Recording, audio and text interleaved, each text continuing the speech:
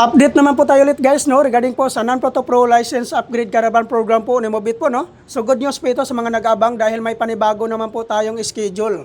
Kailan po ba ito gaganapin? Gaganapin po ito guys sa February 7, 2026 po. So araw po ito ng Sabado ulit.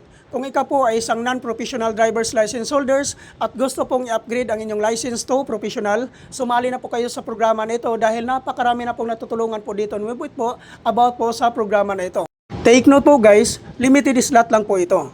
300 applicants lang po ang tinatanggap po dito. Kaya po kung ikaw po ay gustong sumali sa programa na ito, pumunta po kayo ng mas maaga para po kayong mauna sa pila po dito.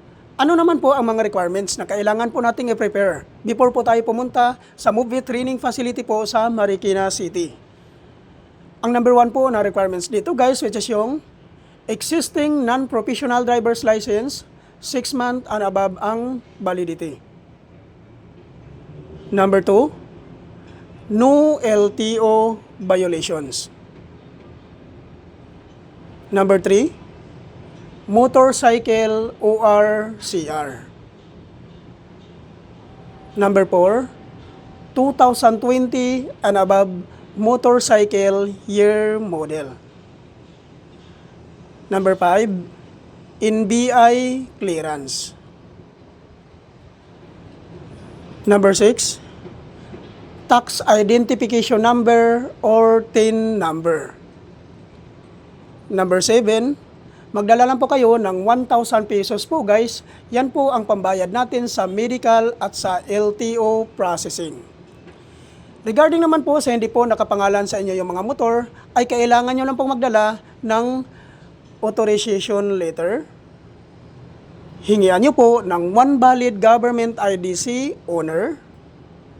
Ipotocopy nyo po at papirmahin nyo po ng 3 beses.